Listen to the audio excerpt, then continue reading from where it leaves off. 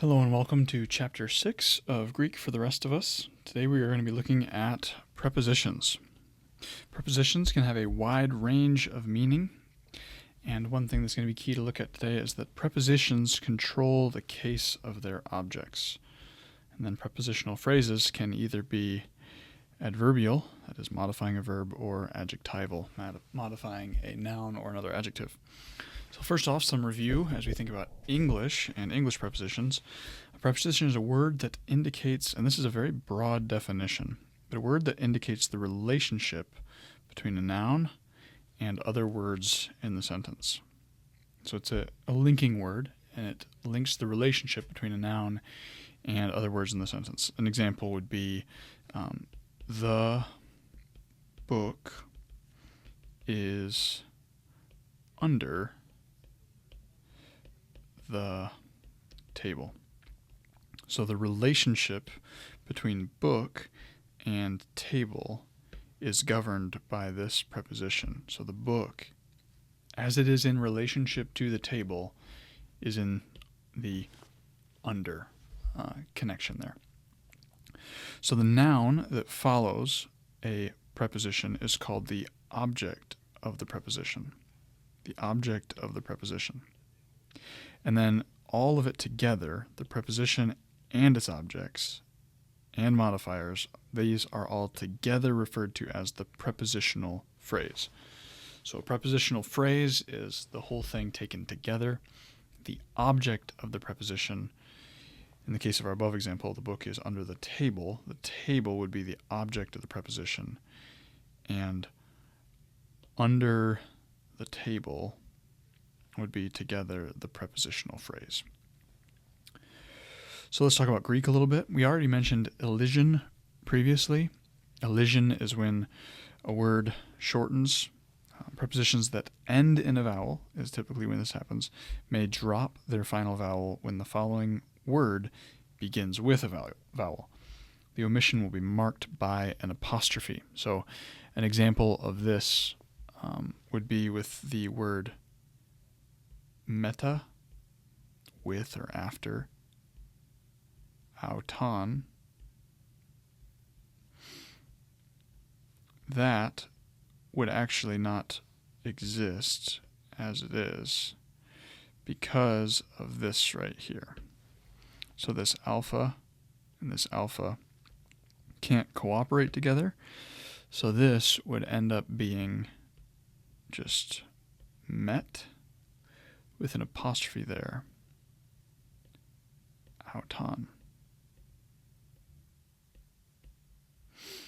And this makes sense when you think about how to pronounce it and how this would be said. Meta auton requires a pause, whereas metauton you could say just smoothly in a sentence. So that occurs in a number of places.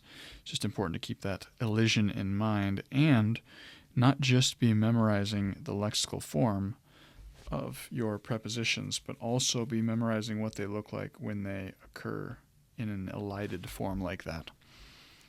Another thing to note on prepositions is that prepositions have a range of meaning. Many Greek prepositions have a wide range of meanings. There's not just necessarily one meaning. An example of this would be the Greek preposition en. En has, depending on the context, it could mean in, among, into, with, because, while, and the list goes on. So there's a lot of different potential meanings that would occur in this one form of en. And also, it's important that there's prepositions that take a single case, but there's also some that take some, emphasis there, some prepositions take multiple cases. So they're followed by an object that can have two or sometimes even three cases. The object of the preposition, note, will never be in the nominative. So you're not going to find a nominative object of a preposition. And it's important to realize that a preposition has a different set of meanings. A different set of meanings depending on the case of its object. So it's going to be very important when you're memorizing your vocabulary words to note what case this is referring to and then note the set of meanings connected to that case. It's going to be important to realize those distinctions. All right, let's talk about prepositional phrases in Greek. So Greek does, just before we get into that, Greek does not have an indefinite article. So in English we have the definite article, which is the, and we have, that's the definite article, and then we have the indefinite, which is a or an.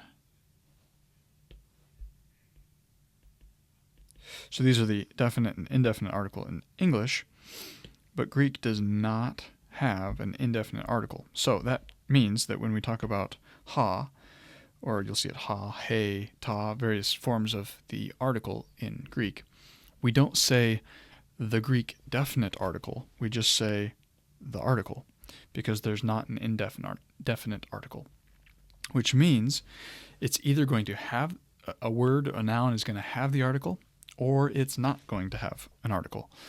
And you don't have to differentiate between is it having the indefinite article or is it having the definite article. You can just say, is it articular, in which case it has the article, or is it anarthrous?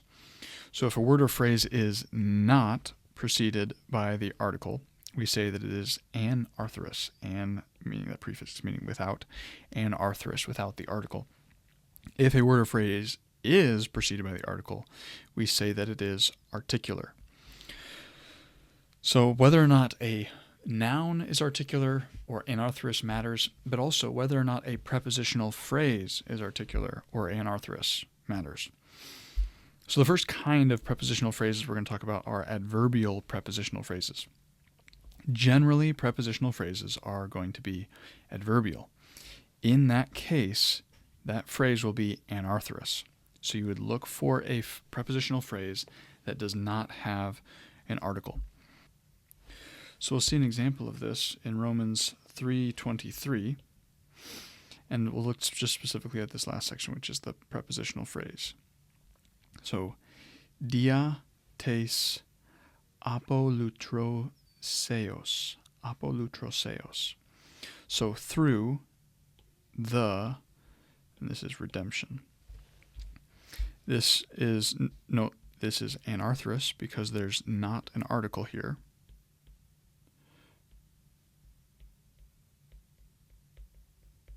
Which means that this prepositional phrase, as this says, it will be anarthrous, is functioning adverbially and is modifying the verb over here, the being justified, the dikaiomen.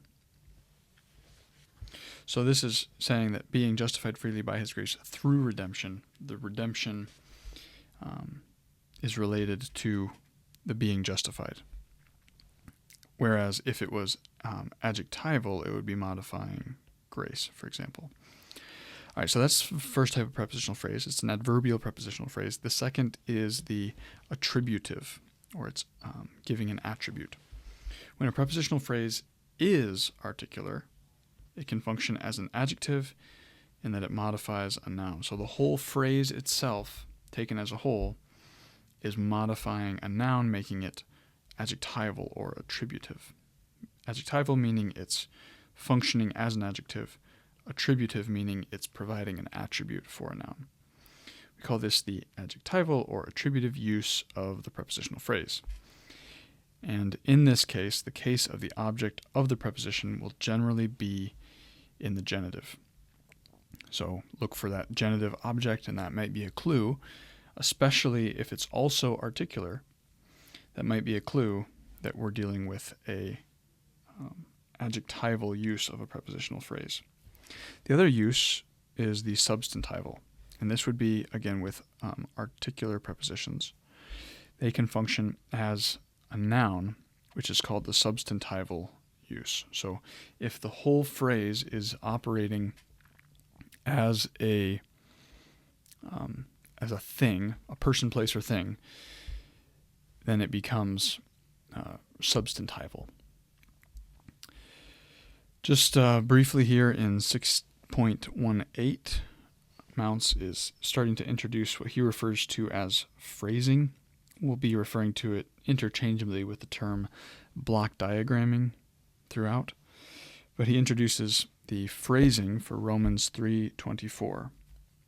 He says, which says, "Dikaiomenoi, dorean, te autou, kariti, dia tes apalutroseos, tes en Christo, Iesu." And this is just the kind of breakdown and structure for how you would think through that. You have your kind of main idea up top, or main idea at least for what we're talking about in the context of just this part of Romans 3:24, being justified, but then you have some things describing being justified. That's a justification or a being justified that's freely. It's being justified by his grace. And this is all bound up, the idea of, we have in English that this would be a prepositional phrase, by his grace. But in Greek, that is not a prep phrase. See that this is all just the case is in the dative, and that's your clue that's modifying being justified. But in English, we have to translate that as a prepositional phrase. And then we have below that, through the redemption. So there we have in Greek, that is a prepositional phrase, dia. And then under that, we have another prepositional phrase, and this one is modifying the word for redemption here, apolutroseos. This in Christ Jesus is describing the redemption. So it's important to note just kind of how this can break down and how you can start to see the structure develop using phrasing. We'll be introducing it. Mounts will be introducing it throughout the chapters, but good to comment just to notice. And there's going to be some of that in your homework for this week also, of just how would you break out the preposition underneath whatever it's modifying. All right, let's go through our vocabulary and also introduce the preposition wheel or preposition diagram. This is just a diagram that's kind of visualizing, giving a kind of a visual representation or a map for what these different prepositions are doing. Because again, you take a preposition like en, for example, which occurs in the dative, but en, as we already said, can have a huge variety of meanings. It could mean in, it could also mean by, it could mean with, among, into, because, while, etc., etc., etc. So when we see in, by, with, it's helpful to see en and realize that if I just think of visually, kind of en is within this circle, I can understand that it's kind of this variety of senses to it depending on what words it's paired with. So that's en. Ace is paired with the accusative, and it means into or in. So ace, and you note that the line is going into the circle. We have ek. Sometimes that'll be x, and that'll be in the genitive or paired with the genitive, and it means from or out of. So note that this starts inside the circle and comes outside of it. That's ek. We have pros. Comes in the accusative, and it means to, towards, or with. So we have pros, and that means towards. But note that it's not into, it's going up towards. That's the difference between pros and ace. Pros is going towards our circle, whereas ace is actually going into our circle. We have oppo. It also is going to be seen as op or off, depending on the elision and the words following it. That's going to be in the genitive, from or away from. So here we have oppo. Again, it's starting outside of that circle. If the thing it's relating to is the circle, it's going to be away from that thing. Dia, or just d, is going to be in the genitive. That means through or by. In the accusative, it means on account of. So here's the first one in our list here that is more than one potential case that it would be paired with. So dia here, you have the line going all the way through the circle. So starts on the outside, passes through, and it means, again, through, by, or in the accusative, on account of. And we already looked at para. You're going to see it in either the genitive, the dative, or the accusative. And that's going to mean from, if it's in the genitive. With the dative, it's going to mean with, and with the accusative, it's going to be beside. The word for para is over here on its side there, and it's going to mean, again, that kind of idea of alongside of, from, with. So it's near in proximity, but it's not inside of. It's beside, alongside of. And then we have peri. Peri, it means in the genitive concerning, or in the accusative around. It's related to where we get our term perimeter. So it means this idea of around, the outside of, concerning, kind of hovering around, floating around, about. That's the idea of peri. And then huper. Huper is going to be above. In the genitive, which is more of like kind of conceptual, it's a for or in behalf of. But then in the accusative, it's going to mean above, which is why spatially huper is above our circle. And then hupo also is going to show up as hoop or hoof. In the genitive, it means by, and in the accusative, it means under. So it's going to be underneath our circle.